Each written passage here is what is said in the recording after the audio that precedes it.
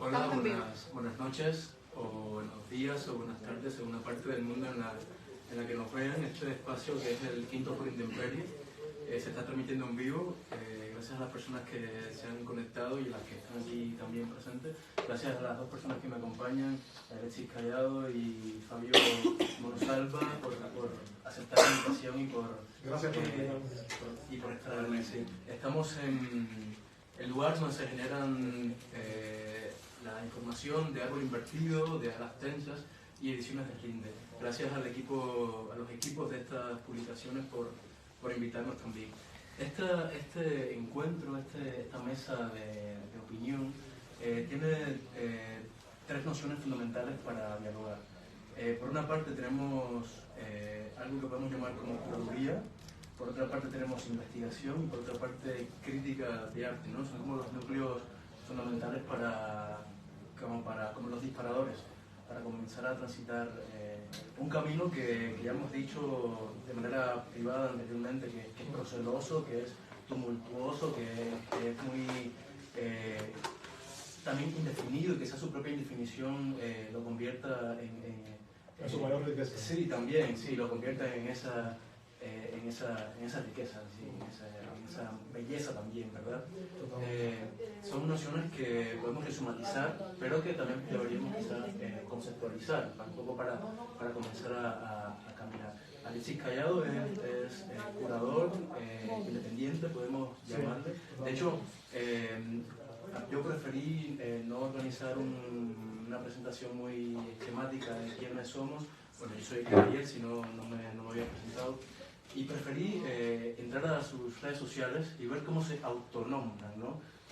Pensando que la idea de nombrarse también es un ejercicio de poder, la idea de decir, yo quiero nombrarme de esta manera. Yo creo que los feminismos contemporáneos nos han enseñado que también deberíamos tomarla todo el tiempo. Y en el caso de Fabio, por ejemplo, se autodenomina artista en sus redes sociales. Sin embargo, hay un paréntesis, ¿no? Porque también tienes tres palabras en tu Instagram, por ejemplo, que son crear, experimentar e investigar. Yo creo que también, para establecer un paso comunicante con la mesa anterior, María decía algo que quisiera retomar, y es cómo hemos llegado aquí. Y también le traspaso esa pregunta, ¿no? ¿Cómo hemos llegado aquí y cómo ha sido nuestro camino para nombrarlo de esa manera? ¿Cómo? O sea, ¿cómo? Bueno, yo en las redes sociales me defino como curador, sí, y como art dealer también. Sí, también. Y bueno, eso es porque tengo me he manejado siempre en esos dos mundos, entonces así es como más cómodo me siento, pero es una definición de diseño para las redes. O sea, yo mismo me cuesta mucho definirme, esa es mi mayor virtud. Y nada, eso, que bueno, volviendo un poco a las preguntas que me enviaste previamente, sí. tu interés por saber cómo la curaduría contemporánea se convive con el mercado, cómo logra hacer que el mercado no se quede en las rutinas, ¿no? De acomodamiento visual que siempre tiende toda tendencia y toda visión muy vinculada a las modas también, ¿no? O sea, yo creo que dentro del arte contemporáneo se establece una velocidad tan grande que hay hay poca reflexión y mucho seguimiento de tendencias, ¿no? Sí. Y eso al mercado le interesa mucho porque se siente cómodo con eso. O sea, los curadores independientes deberían dinamitar esa zona de confort, ¿no? Sobre todo ahora mismo que hay mucha obsesión por las crisis, por la crisis constante que vivimos, por priorizar la escultura y la pintura, ¿no? En vez de apostar el mercado, estoy hablando, ¿no? Por coleccionar cosas diferentes, sí, más vinculadas con lo que estamos viviendo. Sí, en esa pregunta te decía que es imposible no escapar de algo que se ha dado a llamar como capitaloceno, ¿verdad? Es un territorio donde hemos caído como dentro de un volcán, ¿no? Hay una lava ahí todo el tiempo generándose que no podemos escapar a esa quemadura, ¿no? Y te decía que eso que también se ha dado a llamar como Independent Curator, ¿verdad? Sí. De alguna manera nació de una iconoclasia que ya tiene más de 50 años, ¿no? Pero como hoy, dentro del mercado del arte, esa iconoclasia que inició siendo muy confrontacional con el propio mercado, como hoy se ha también acomodado en ese sistema, ¿no? Sí, totalmente. Yo creo que la crítica de arte realmente está en terapia intensiva, nadie realmente se atreve a hacer crítica de arte. Todos son elogios unos a otros, pero realmente nadie profundiza, creo yo. O sea, mi modesta opinión, no sé, igual. Pero por lo que sé, y sé bastante, porque me dedico a eso, o sea, no hay una crítica, digamos, a nivel incluso global, que se atreva a cuestionar los grandes nombres donde se ha invertido mucho dinero. O por lo menos cuestionar una exposición críticamente, una exposición fallida del MoMA, eso no existe, de Reina Sofía menos, de Pompidou. O sea, es como un silencio de la crítica cultural llamativo, pero que se engloba dentro del mundo que estamos viviendo, que es bastante, no sé, la prensa es un chiste, ¿no? Hay casos de observación, porque estoy recordando este texto de Iván de la Nuez sobre la exposición de Félix González Torres. Sí. Aquí también, es decir, que todavía existe un pensamiento crítico que mueve, que remueve las bases de lo que es hoy, lo que se conoce como arte contemporáneo, ¿no? Sí, por supuesto, no. O sea, al final, no sé, hay luces y sombras como en toda dinámica, y la crítica realmente sigue teniendo un valor importante, pero yo estoy hablando de las críticas específicas sobre exposiciones, no ensayos genéricos, ¿no? Como son los de Iván. Sí. Y además Iván hace exposiciones también. Me gustaría preguntarte... o sea, pura exposición. Sí, me gustaría preguntarte, te voy a hacer una pregunta y la dejaré en el tintero para darle paso a Fabio que se autopresente, que nos diga cómo has llegado aquí. Pero quiero dejar una pregunta en el tintero, y es también qué tipo de crítica de arte al cual aspiramos, ¿no? O cómo entendemos también el movimiento del pensamiento crítico, ¿no? Pero lo dejo ahí y vamos a darle paso a Fabio para que nos diga cómo has llegado aquí. Sabemos que eres curador de la parcería, esa institución podemos llamarle. Bueno, llamémosle lo que es un centro cultural de experimentación y documentación artística. Bueno, yo quisiera empezar agradeciendo muchísimo a todas por esta invitación. Me parece que las redes del universo migrante, de los que estamos y habitamos Madrid, también estamos peleando por nuestro espacio, desde el ámbito cultural, que es un elemento fundamental para desarrollar ahí nuestras aventuras y fabular. Esa es como la propuesta o el desarrollo de investigación curatorial y artístico y cultural que intentamos llevar a cabo. Desde esa línea, pues, o desde esa propuesta, pues, ¿cómo me defino? ¿Cómo he llegado aquí? Pues bueno, me interesa el arte, soy artista, y por un interés de desarrollar una gestión cultural, me ha inquietado desarrollar prácticas que busquen poder generar contextos donde se agrupen artistas que posibiliten revisiones y intereses que nos permitan ahí como dialogar de las cosas que nos interesan y nos importan ahora mismo, lo que yo considero, o nuestros colectivos, ¿no? Sí. Bueno, más o menos... Bueno, estamos aquí entre parceros, ¿verdad? Entre parceras también, ¿no? Y eso también es bello, ¿verdad? Esa coloquialidad que podemos establecer ahora mismo en esta conversación. La parcería es un espacio que también pone el foco en los cuerpos migrantes, en los cuerpos subalternos. Quisiera metaforizar esa idea y preguntarte cómo en ti ha migrado también la propia noción de curaduría, ¿verdad? O de comisariado. Y si quieres ver la distinción. A ver, yo creo que viniendo de la formación que yo vengo, que es que me han educado para ser artista, y yo me comí la historia de intentar ser artista. Entonces, ¿qué es ser artista? Que pues desarmemos la película, y sobre todo en este universo curatorial y del mercado del arte.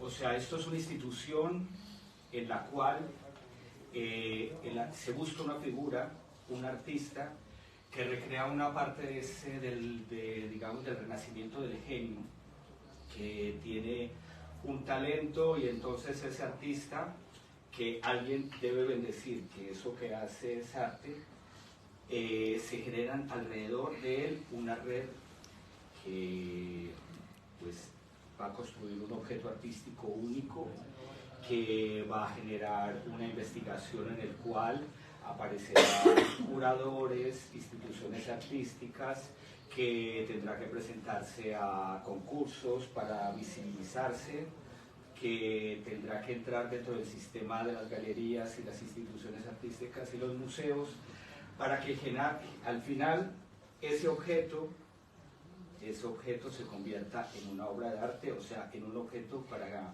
mercantilizarse, para que se venda, ¿no? Entonces, si ¿Esa es tu visión del objeto del arte? Esa es una de las visiones en las cuales yo, digamos que transito. O sea, ahí lo que tú estás haciendo es una crítica al objeto de arte como tiene que ser bendecido por las instituciones. O sea, siento que alrededor hay una industria, o sea, y la idea del genio renacentista. Exactamente. ¿No crees que ya está en el siglo XXI superada en los creadores? Sí, pero en el mercado no, claro. Sigo pensando que en el mercado no, en las galerías no, en los museos tampoco, en las escuelas de arte tampoco. O sea, todo este conglomerado de instituciones y poderes privados y públicos, me estás diciendo que todos creen en la idea del genio renacentista. No te quedas. O sea, Reina Sofía cree en la idea del genio renacentista, el centro Georges Pompidou, la Bienal de Kinshasa cree en el genio renacentista. No te quedes en la parte anecdótica. No, es que, o sea, si tú te autoproclamas como curador, ¿no? O sea, tienes. Bueno, no sé, ¿tú estás diciendo que eres curador o no? Yo soy investigador artístico y gestor cultural. Bueno, entonces. ¿Pero qué es lo que te molesta tanto? No, lo que me molesta es que lo que no puede. O sea, yo creo que la visión de. No puedes. Yo creo que es reduccionista. Si queremos establecer una crítica sobre algo. Primero, generalizar de esa manera tan categórica, y segundo, con una cosa que yo creo está bastante rebasada, la idea de genio.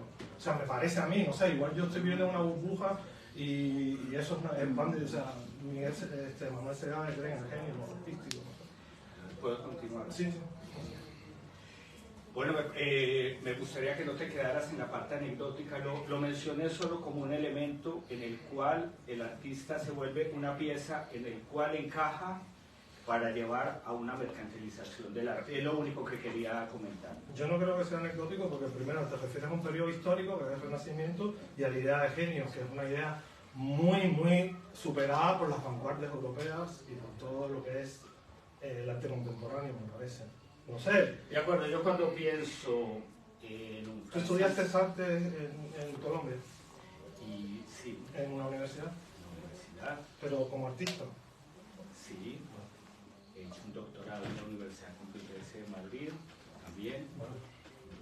Ay, perdón, yo creo que el tono de la mesa se estaba moviendo hacia lugares que no son el intercambio, la escucha, ¿verdad? Y yo creo que podemos escuchar y luego, ¿por qué no debatir lo que sea necesario? Y intercambiar con el público. Exacto, también. Porque yo tengo una idea de los títulos universitarios muy diferentes a lo que pueda tener alguno. Puede llegar a preguntas muy interesantes, pero que necesitamos terminar de escuchar a cada participante para hacernos un juicio.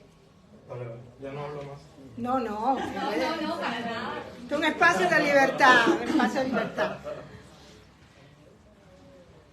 Siento que el compañero se moleste. Yo no estoy molesto por nada, te lo juro. Solo para mí era un ejemplo para intentar llegar a la pregunta que quería Edgar comentar. Entonces, yo solo quiero hacer una crítica a un sistema en el cual veo que funciona, que digamos esa figura puede ser que no sea muy acertada, pero bueno, no quiero seguir profundizando y defendiendo una cosa que es un comentario nada más.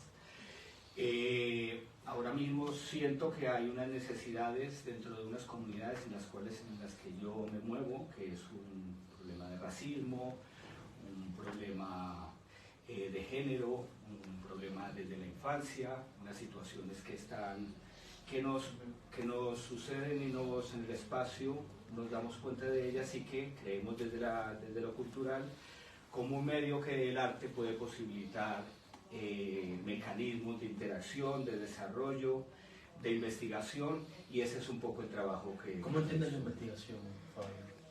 ¿Qué es investigar en arte para ti? Por ejemplo, ahora acabamos de terminar una investigación en entorno, queríamos ver cómo la gráfica urbana en los barrios periféricos de Madrid, qué sucede con la gráfica urbana en los barrios periféricos de Madrid, que son los barrios obreros.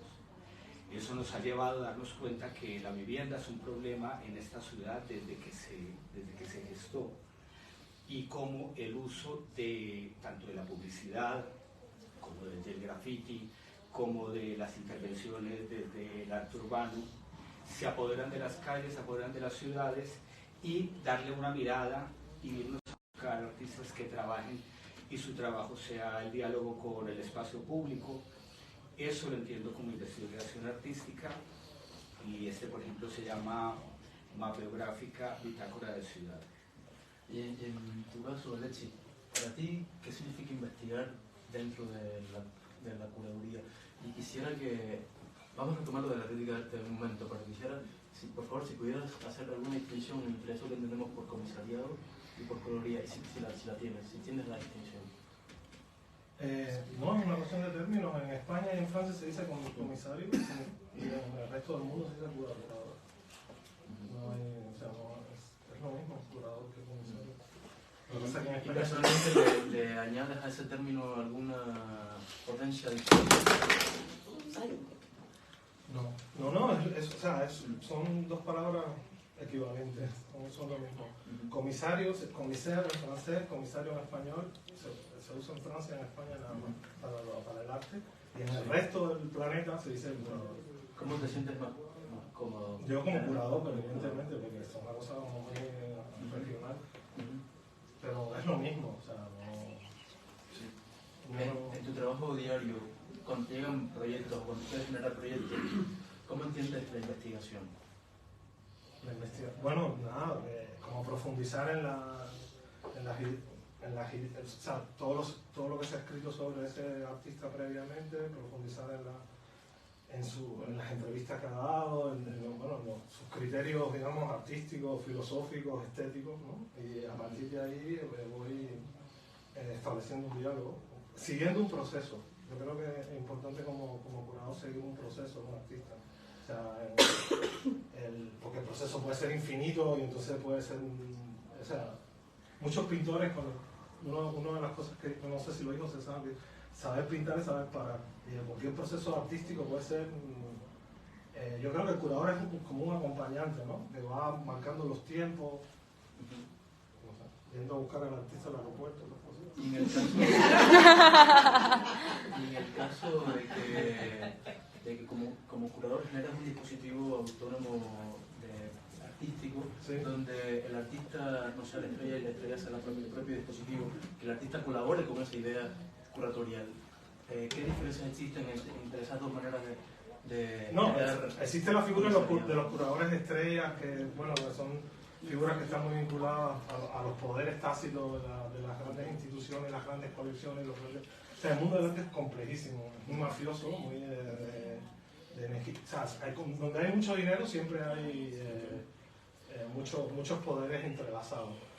Entonces se ha convertido en la figura del curador estrella, de que cuando bendice un artista, ya ese artista crece y toda esa historia. Sí. Pero eso no es la mayoría de los casos de los curadores. O sea, eso es una figura que existe, son 2 o 3 personas, pero la mayoría de los curadores, me gustaría pensar, y yo creo que es así, y es mi experiencia, lo que hacen es como acompañar los procesos de los artistas, ¿no?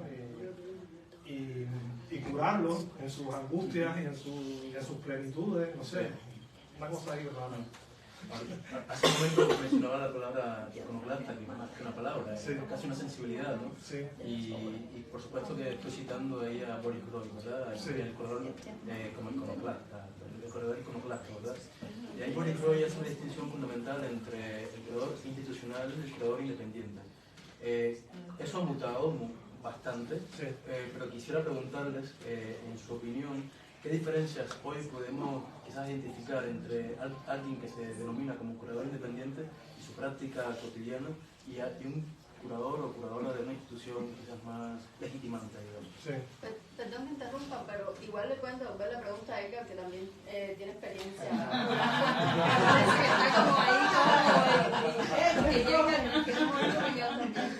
Bueno, lo acepto también.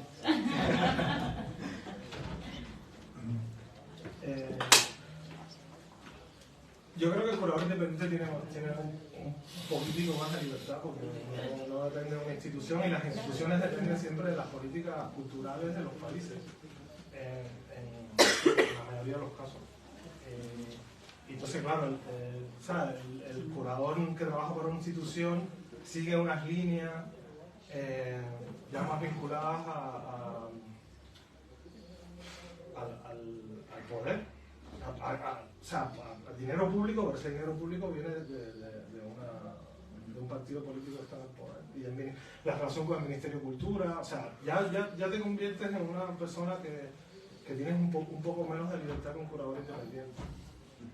¿Qué piensas sobre esto, Fabi?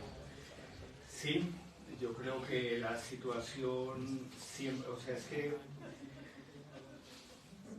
condiciona, el mercado condiciona los recursos, siempre dependemos de los recursos. ¿Quiénes dan los recursos?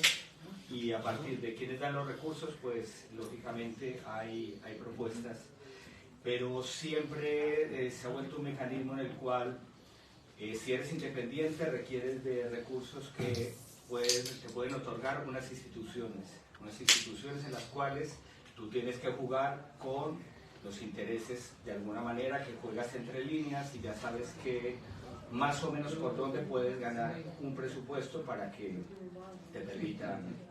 Sí, yo creo que eso es un trabajo muy importante, esa cosa de saber lidiar con las instituciones como espacio independiente y hacer tu línea y como obtener lo mejor de las ayudas, pero sin ser dependiente de una línea oficial que te... Claro. Entonces esa parte, bueno, la hace difícil y es un reto siempre, sobre todo la autogestión en el área de la cultura, pues es compleja. Sí. Y no es sintomático que la formalización de la idea de muchas veces de la curaduría independiente casi mimetice lo mismo que hace un curador institucional, por ejemplo. Sí. ¿Y por qué creen que sucede? Es acomodo, tal vez. Cuando debería ser que sea más subversivo la Sí. propuesta. Sí, bueno, porque los curadores independientes también están sujetos a las ayudas, que las ayudas vienen del ayuntamiento, de la Comunidad de Madrid, que tiene sus líneas culturales, que lo bueno que pueden hacer los espacios independientes es o sea, darle un poco la vuelta y buscar la manera, es un juego, ¿no? También de poder hacer tu línea sin que se metan tanto en tu línea. Claro. Yo creo que también tendríamos que pensar qué entendemos por independiente, ¿verdad? Porque en Cuba la idea de lo independiente tiene una fijeza particular, esa cosa de estar separados a los poderes territoriales. Sin embargo, podemos ser dependientes de otros poderes. Sin embargo, hoy aquí estamos hablando de algo específico, y es una práctica, un tipo de práctica determinada, ¿no? Que es una práctica independiente, pero que no solo es independiente de unos dineros y de unas instituciones, sino también independiente de unas formas de hacer. Y eso es lo que Por lo menos lo intentan. Sí, y eso es lo que muchas veces extrañamos, ¿verdad? Sí. Yo creo que hay un margen de maniobra que puedes hacer tu línea. No creo que se metan mucho en lo que vayas a proponer, en lo que programes. Claro. Sí, también es muy difícil ser totalmente, no sé si la palabra acertada sea subversivo. O sea, lo hemos visto en algunas propuestas de curadores que han traído propuestas, digamos, antirracistas. Entonces, pues la Comunidad de Madrid, por ejemplo, que es la institución que está financiando, ha obligado a decir, no, aquí no se es racista, entonces tú tienes que cambiar ese texto.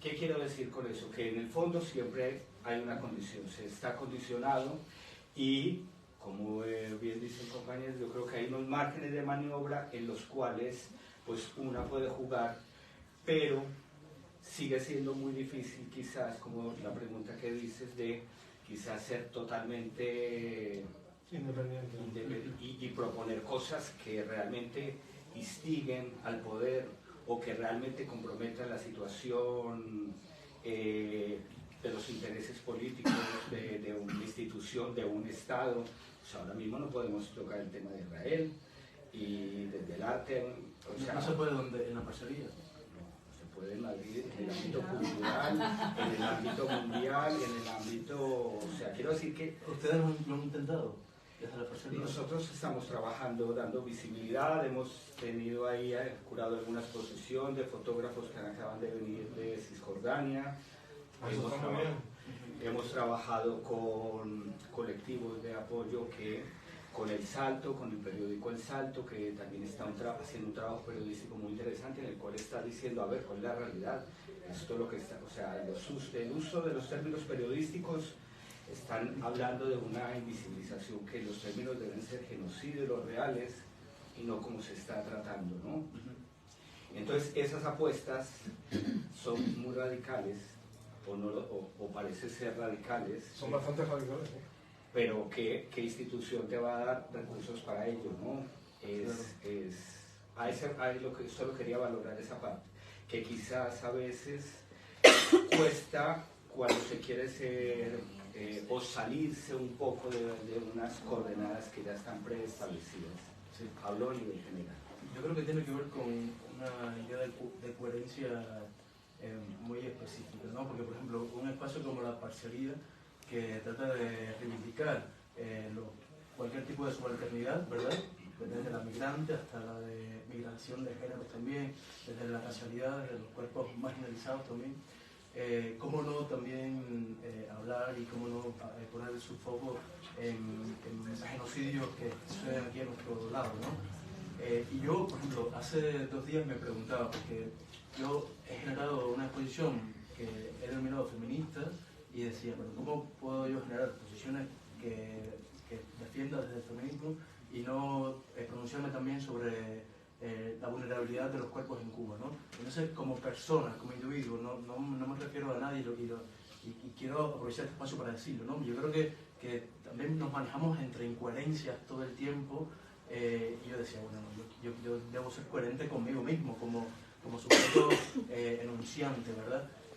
Y claro, eso también tiene que ver con una idea de feminismo determinada, ¿no? Que esa idea de feminismo que ya ha avanzado muchísimo y que ya no solo reivindica eso que se entiende por mujer. De hecho, si se habla de mujer, se está hablando de un cuerpo binario, y precisamente los machismos, los patriarcados generan esos binarismos, ¿verdad? Y el feminismo lo que hace también es subvertir esos binarismos y entiende la potencia del feminismo desde la emancipación de cualquier tipo de subalternidad, ¿verdad? Y en relación con la parcería, me parece fundamental que no se parcelen estas subalternidades, sino que se expandan, ¿verdad? Claro. Se vuelve un reto. O sea, es que el hacer cultural es como tan inmaterial, y más cuando tienes una institución autogestionada que intenta generar cultura. ¿Y dónde está la cultura? O sea, ¿dónde está la cultura de este país? ¿Cómo podemos retroalimentar de una manera económica para los que pueden generar o intentan generar un proyecto cultural? Y los recursos desde la autogestión pues se vuelve un reto. O sea, hablo como una librería como Traficantes de Sueños, un espacio como Ecologistas en Acción. De alguna manera son colectivos que ofrecen cultura que se materializa en un libro, que se materializa en investigaciones a nivel ecológicas contemporáneas muy necesarias, pero tienen algo que ofrecer a cambio. En nuestro caso, nosotros ofrecemos actividades de artes visuales, investigaciones desde el arte, desde la música, un trabajo con las infancias que es complejo y difícil, digamos, sostener y mantener. Entonces, bueno, un poco... ¿Qué les parece si retomamos la pregunta de qué tenemos por crítica de arte hoy, verdad? Y porque hablabas de que, Alexis, de que te parece que en los medios de comunicación cada vez es más fantasmal esa crítica, ¿verdad? No solo en los medios de comunicación, en las revistas especializadas de arte contemporáneo en general, en toda la crítica artística, las exposiciones concretas, es casi inexistente. ¿Tiene que ver con esa mafia de la que hablabas? Tiene que ver con que sí, con, bueno, no sé, con sí, no, bueno, puede ser que tenga que ver con la tiene que ver con, sí, con que el mercado tiene cada vez más fuerza en su... Vamos a echarle la culpa al mercado, que es fácil. pero no, sí, bueno, es un hecho, es un dato. No sé, estaría bien investigar, por ejemplo, de por qué la crítica cultural sería un tema súper interesante. ¿Qué tipo de crítica de arte tú, como lector, como investigador, sueles como buscar más? ¿Cuál te interesa más? Bueno, las que son sobre exposiciones que a mí me interesan. Sí, pero me refiero al tono del texto, me refiero a la manera de dialogar con el dispositivo. Sí, me interesan las que entran en profundidad, por ejemplo, a las referencias artísticas, o por lo menos que el crítico piensa qué referencias artísticas de la historia del arte el artista está manejando. Hablamos de intelectualidad. Exacto. Sí. Me interesa todo lo que pueda desvelar el crítico, y no solo hablando siempre bien, sino también diciendo, mira, por aquí, por ejemplo, no entiendo por qué este artista está haciendo esto. No sé, atreverse, ¿no?, a cuestionar. Que realmente no... Sí. En este sentido también creo, Alexis, no sé si estás de acuerdo conmigo, que estamos quizás reproduciendo una manera de entender el crítico de arte también ya algo desfasada, ¿no? En el sentido de ese crítico de arte teológico, ¿verdad? Ese crítico de arte que tiene el poder judicativo sobre una obra de arte. Pero bueno, tampoco se trata de desaparecer la profesión. No, por supuesto que no, pero a veces perdemos de vista que el primer crítico de arte es el propio artista, o la curaduría en arte también es un gesto crítico. Entonces, también habría que expandir esa idea de la crítica de arte. Es verdad. Sí. Quiero también reflexionar sobre algo. Hace una semana aquí nos encontramos para hacer un programa que se llama Árbol Adentro, que está en las redes, y que me acompañó el artista Juan Toro, filósofo también. Estás aquí presente y recuerdo algo que me preguntaste cuando llegaste, ¿no?, aquí a este espacio. Recuerdo que al llegar nos presentamos y yo dije, no, soy curador independiente. Y me dijiste, ¿pero eres curador artista o curador profesional? Sí. Y son dos preguntas que perfectamente pude haberlas entendido, sin embargo quise hacerme el desentendido y devolverte, ¿no?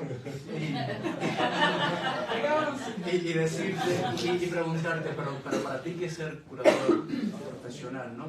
Yo tengo mi opinión, pero se la paso a las personas que me acompañan aquí, a Alexis y a Fabio, y quisiera que quizás para ustedes qué significa ser un curador artista o curador profesional, y si podemos hablar en esos términos.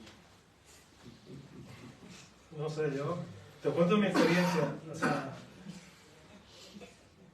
para mí tuvo mucha importancia una curadora española o británica que se llama Katia García Antón, y una vez hablando sobre este tema me dijo una cosa que me impresionó mucho. Me dijo, es como que tú le pides a la... se me parece muy fuerte decirlo, pero lo voy a decir. Es como que tú le pidas a los investigadores de los gorilas que sean gorilas, ¿no? O sea, como que hay una diferencia entre... No quiero decir que los artistas sean gorilas, pero hay esa cosa, esa soberbia de los curadores profesionales, ¿no? De pensar que ellos están distanciados, que tienen una visión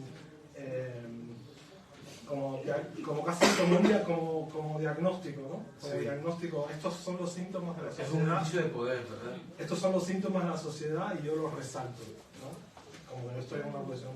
Pero afortunadamente eso ya se está cambiando y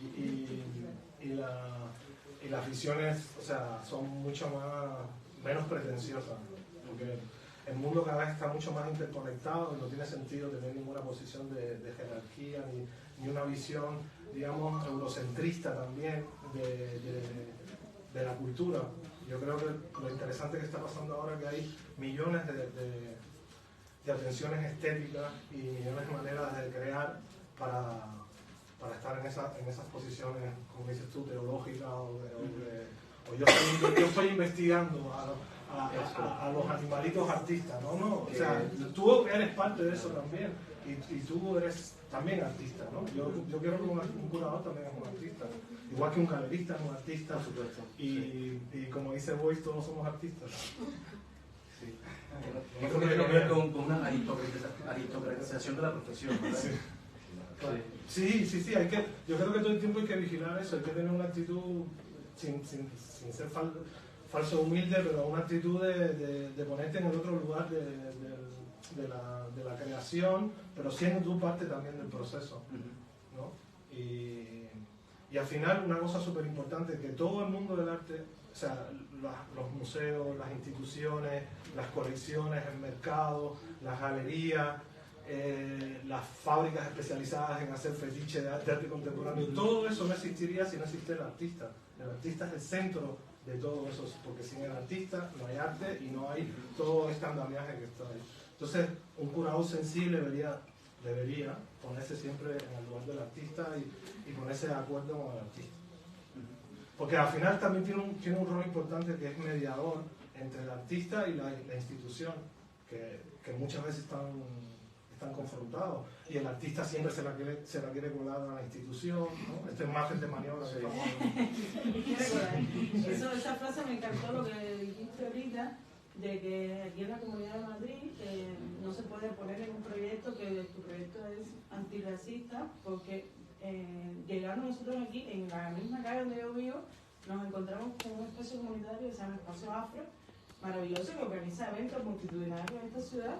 Sin embargo, me imagino que ha tenido que tropezar también a la hora de redactar su proyecto con algo así, y la comunidad de artistas cubanos que ha llegado aquí, que ha tenido que, yo me imagino que ustedes han tenido que trabajar también con artistas que han tenido que emigrar por cuestiones circunstanciales, pero en Cuba han tenido que emigrar porque en Cuba muchas veces son censurados, son perseguidos por su obra artística, confrontación con el régimen, o porque sencillamente tienen un discurso disidente y llegan aquí y tienen que ponerse a hacer otras cosas. Entonces, me gustaría preguntarte en la parcería cómo han encontrado esas comunidades de artistas y qué herramientas tienen para seguir haciendo arte, siendo migrantes, siendo latinoamericanos también al final, que no que no es por inmigrante. Exacto.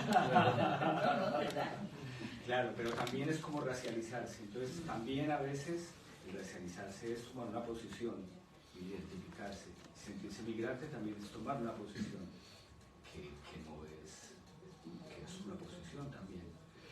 El espacio afro es un espacio, somos hermanos, lo lleva Jason, una persona afrocolombiana, y de alguna manera hemos ahí trabajado conjuntamente. En nuestras propuestas, en algunas residencias artísticas que hemos tenido, potenciamos o nos interesa mucho la parte política en el sentido de que cuestione o haga énfasis en que ponga cuestionamientos a hegemonías que están presentes y que permitan ahí como abrir inquietudes, ¿no? Entonces, digamos que ese es más o menos el reto en el que hemos ahí llevado la propuesta. En ese sentido, siento que también, y un poco trayendo lo anterior que comentábamos, o sea, también siento que hay un arte muy formal, hay unos intereses dentro del mundo del arte que les interesa mucho la parte formal. Creo que hay ese problema de la crítica, que un crítico muchas veces lo que hace es pues jugar con la forma, entonces sé de qué manera intentar identificar las formas de que el artista trabaja para comentar desde ahí lo formal. Entonces quizás mi intervención empezó un poco errónea, porque yo lo que quería visibilizar es que al final todos de alguna manera tenemos una competencia dentro de esa hegemonía artística, que el curador hace una parte, el crítico hace otra, todo eso para al final generar de alguna manera un universo artístico que en el fondo se vuelve muy elitista y muy elitizado. O sea, tienes que tener unos mediadores que permitan que el arte llegue a las personas de alguna manera. Yo lo pongo en cuestionamiento y me parece inquietante, pero no pasa nada. No me excito al respecto, solo que sucede y ya está. Entonces, digamos, intentamos ser muy pedagógicos, o sea, dentro de los artistas que pasan, no solo los artistas, sino los gestores culturales que habitan o pasan, generamos también como unas entrevistas, si no lo llamaría podcast, o sea, como profundizar un poco más para conocer un poco más ese universo de las inquietudes de los artistas, que se bajen un poco de ese deseo, porque es que también la institución artística le encanta el ego del artista. Eso es maravilloso, es que eso es genial, por eso me equivoqué al decir que eso, pero realmente la firma, tenemos que encontrar un artista que, si es guapa, guapo, que haga un trabajo rompedor, pero que lo tengamos controlado, pues eso es lo que buscamos, y entre esa persona más se suba, pues mucho mejor para todo, por lo siento, un poco así. Volviendo a lo que quería decir, nos interesa procesos pedagógicos en los cuales no haya que demasiada, o sea, bajar un poco al diálogo cercano, que cualquier persona que vea la exposición pueda llevarse una pregunta, un dibujo que no haga, que tienes que tener conocimientos muy específicos del universo del arte para poder entrar en los planteamientos estéticos. Yo creo que podemos pasarle la palabra a Juan Toro, que quiere decir. Ay, Dios mío.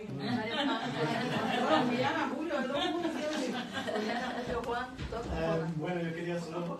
Mi nombre es Juan Toro, soy Juan Jovi. Coge cola.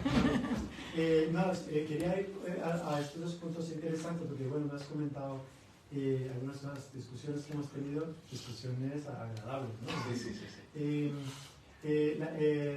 Paso primero por el tema de la idea de creatividad y creación que comenta Fabio, porque yo creo que en España, y bueno, yo creo que la idea de creatividad que criticaba aquí el compañero Alexis, habría que entenderla de otra manera, ¿sí?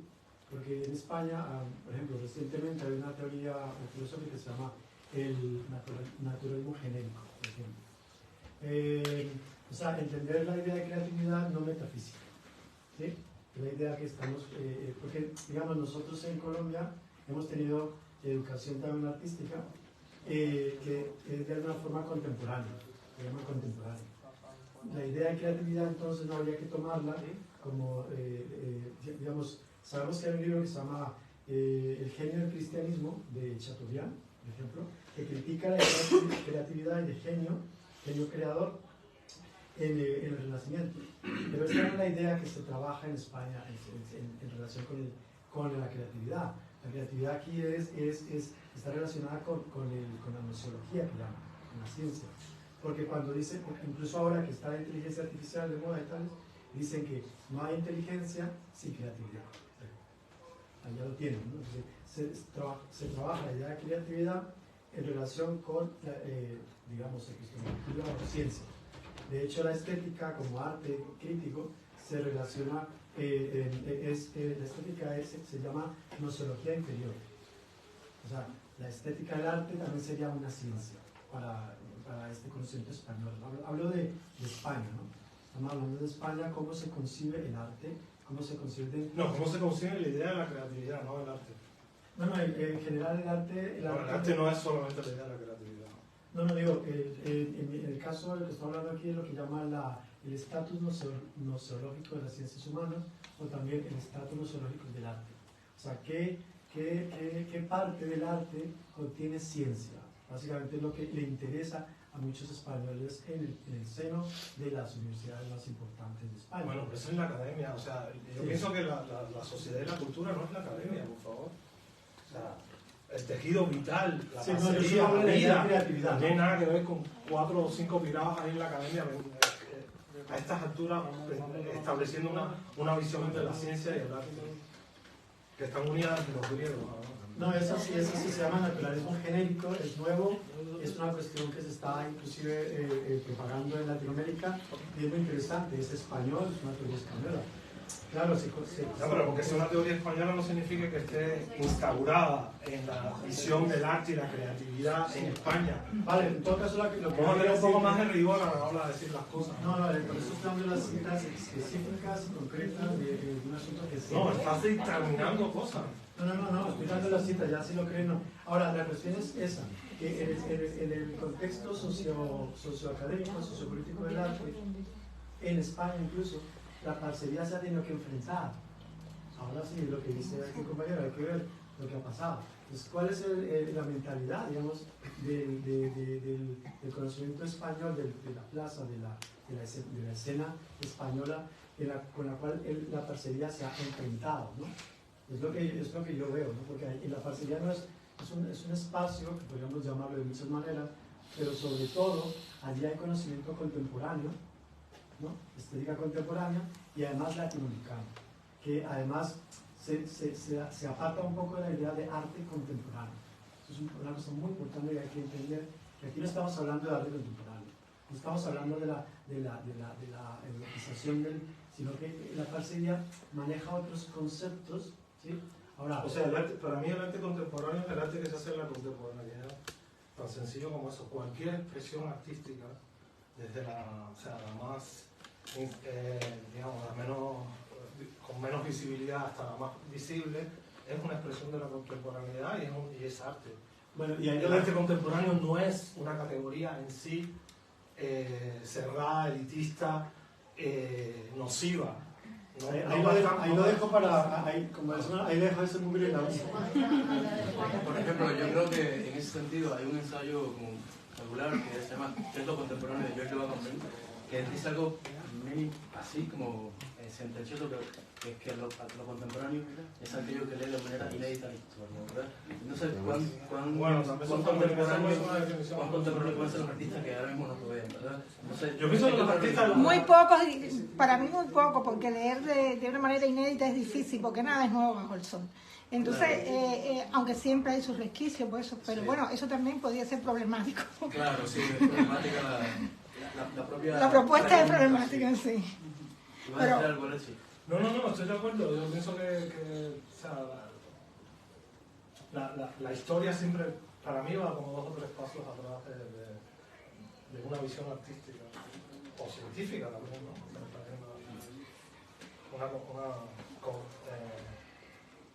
Concuerdan en muchos casos el arte y la ciencia. Juliana, creo que ibas a decir. Sí, yo quería un poco como entrar así en la onda de Juan, porque también yo simpatizo mucho con el pensamiento especulativo, que suele dejar el rigor a un lado para decir cualquier bobería y bueno, uno ahí relajarse en el pensamiento.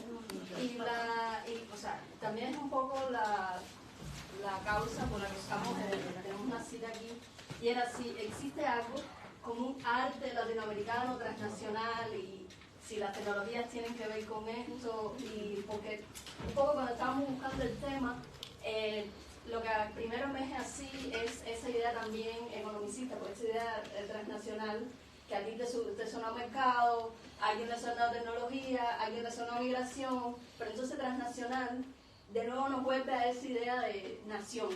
Y si hay una nación, si el arte está construyendo lo que es una nación, si ahora hay más movilidad, hay menos, que tiene que ver la migración. Yo creo que la idea del propio prefijo trans un poco ya supera lo que prosigue, ¿no? La idea de nación, ¿no? Porque, por ejemplo, hay prefijos como multinacional o... multicultural. Sí, o internacional, ¿no? Que son prefijos que de alguna manera siguen formando y siguen privilegiando la idea de nación, aunque en su diversidad. Pero ya la propia idea de lo trans supera lo nacional, ¿verdad? Sí. Sí. ¿Cómo lo trasciende? Lo trasciende, claro. Sí. Pues entonces tendría sentido decir arte latinoamericano, sí, no hay naciones latinoamericanas.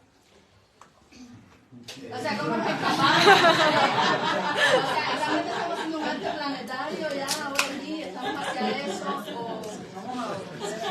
Era una pregunta, ¿no? ¿Cómo hacemos un arte planetario? ¿Es tan importante tu origen nacional? Yo creo que hay, y esto es un poco geopolítica, hay dos tendencias muy fuertes, que es la tendencia globalista y la tendencia nacionalista, y el mundo se está tristemente destruyendo y tensionando mucho en esa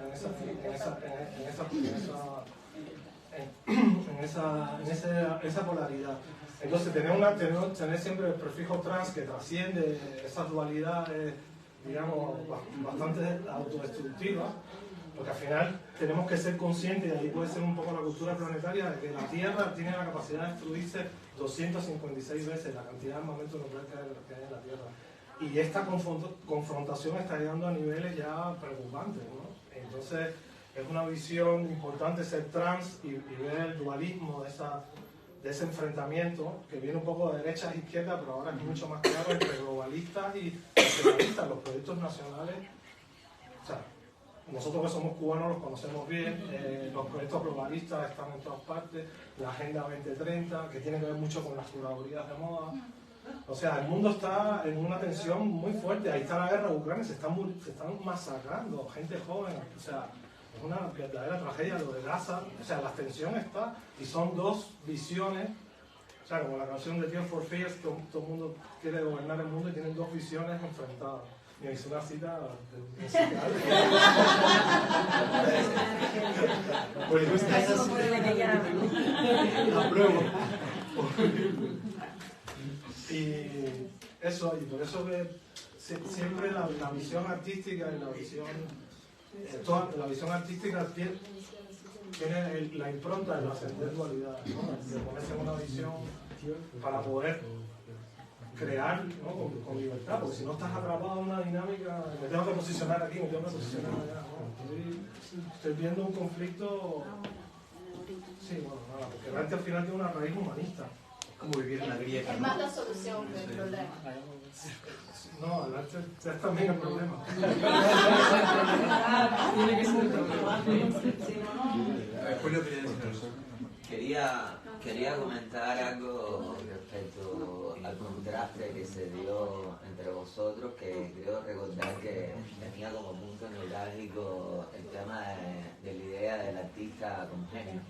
Y quiero retomarlo porque me gusta que, según entiendo ahora, minutos después, la postura de los dos refrenda algo que me parece tremendamente importante, y es que la idea del genio se debe trascender, evidentemente desde muchos puntos de vista se trascendió, afortunadamente, pero a la misma vez por lo que has dicho, no.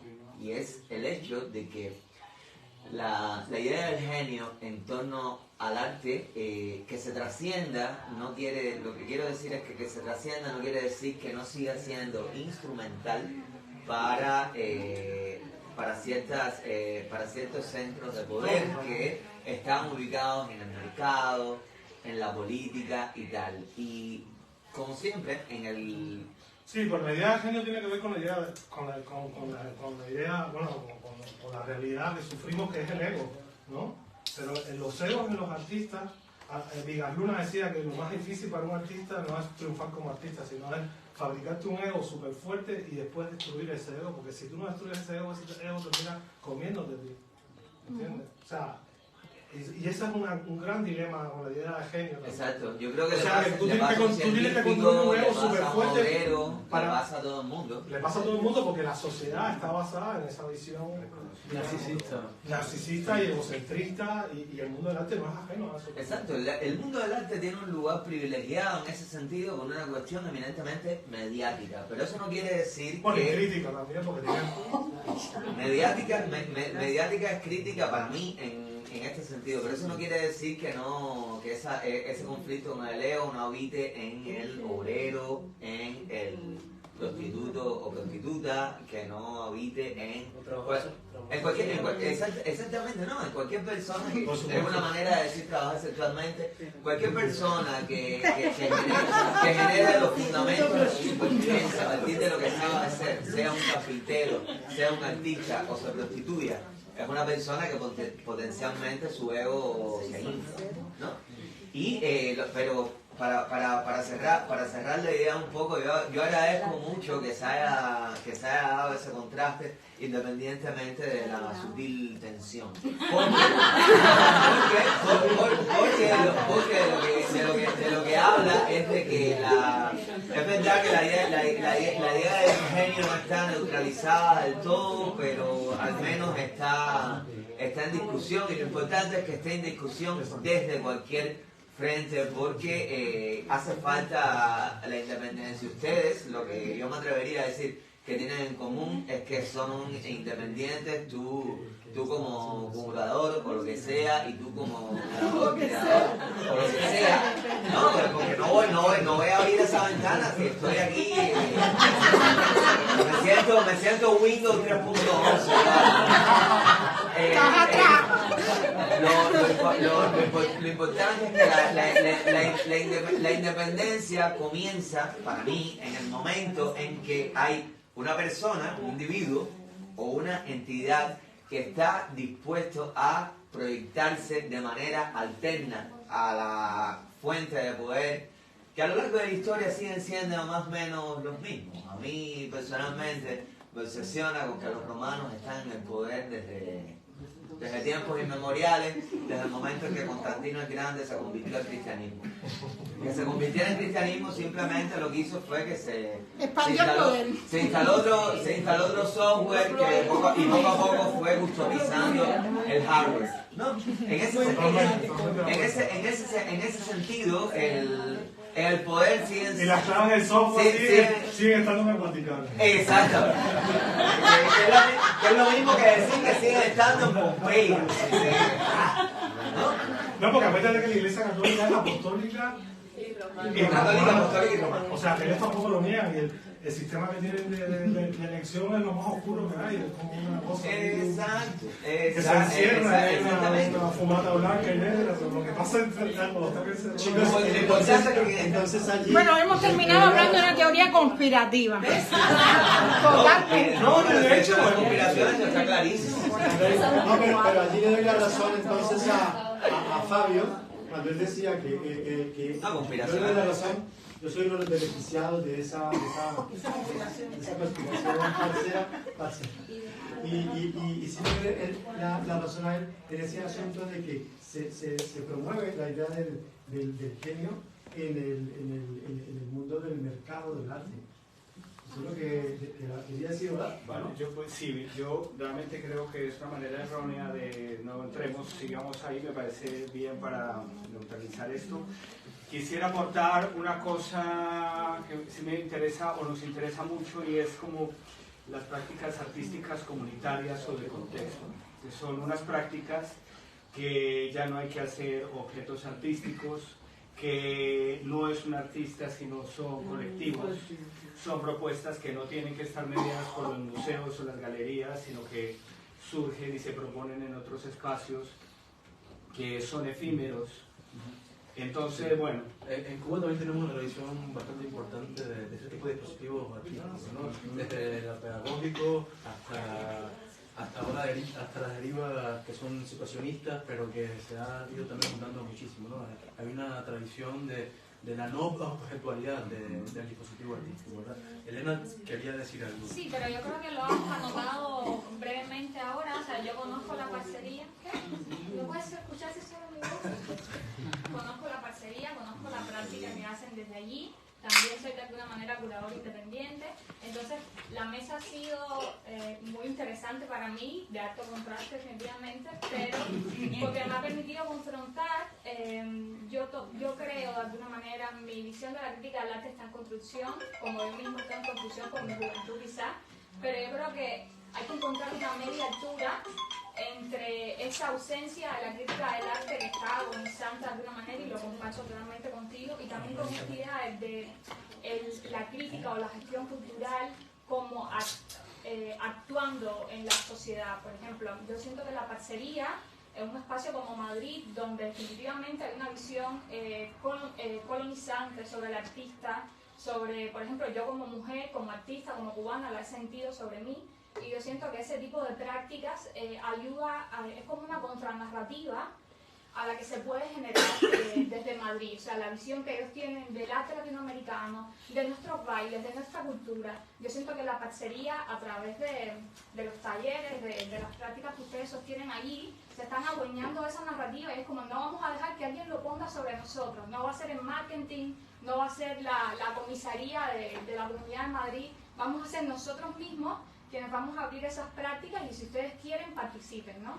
Y yo creo que ese posicionamiento es sin duda político y es crítica del arte de alguna manera también en medio de Madrid, que no podemos olvidar que, o sea, yo siento el peso de la colonización y el mercado del arte todos los días desde que me fui a Cuba. O sea, mi producción va a tener que cambiar para siempre. Y yo siento que es un espacio que está ensayando la libertad de alguna manera, y si hacemos un poquito de eso, está muy bien. ¿Alguien más quiere decir algo? Lager y música. Bueno, gracias Alexis, gracias